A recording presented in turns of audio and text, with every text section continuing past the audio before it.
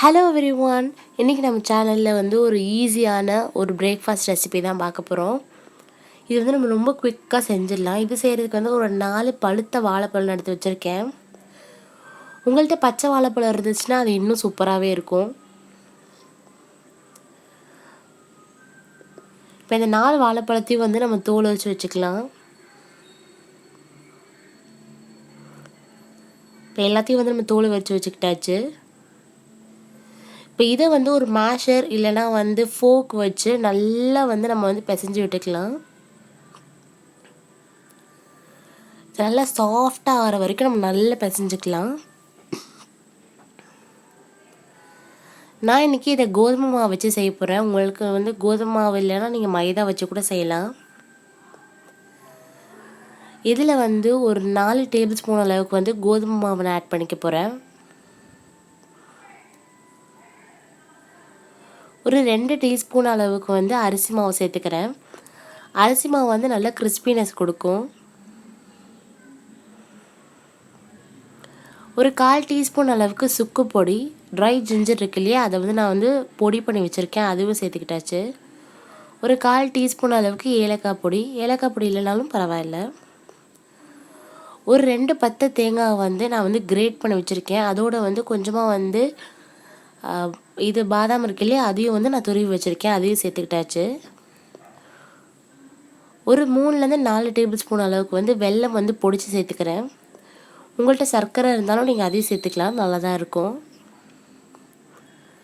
இப்போ எல்லாத்தையும் வந்து நம்ம நல்லா வந்து மிக்ஸ் பண்ணிக்கலாம்.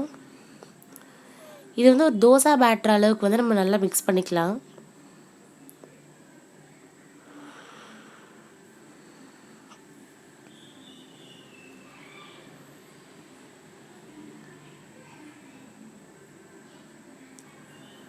நல்லா வெல்லத்தை வந்து நல்லா கரைச்சி விட்டுட்டு எல்லாத்தையும் நம்ம ஒன்றா சேர்த்துக்கலாம்.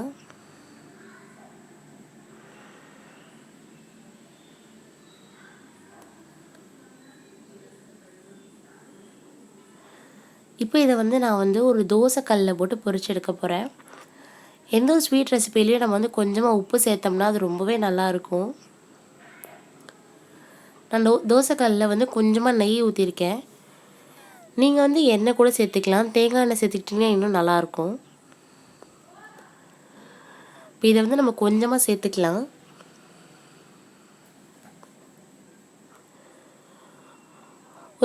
ஒரு 1 மினிட்லேருந்து ஒரு 1.5 மினிட்ஸ் வரைக்கும் நம்ம வந்து ரொம்ப லோ ஃப்ளேமில் வச்சு இதை குக் பண்ண போகிறோம். ஸ்வீட்டுங்கிறதுனால நீங்கள் ஹை ஃப்ளேமில் வச்சிங்கன்னா இல்லை மீடியம் ஃப்ளேமில் வச்சிங்கன்னா டக்குன்னு கரிஞ்சிரும்.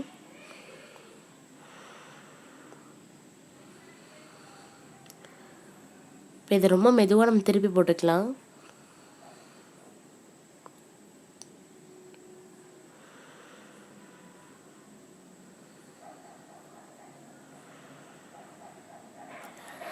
இதை வந்து நம்ம இப்படியே செய்யலாம், இல்லைனா வந்து நீங்கள் வந்து ஒரு கடாயில் வந்து நெய் சேர்த்துட்டு அதை வந்து நீங்கள் பொரிச்சும் எடுக்கலாம், அப்பம் மாதிரி.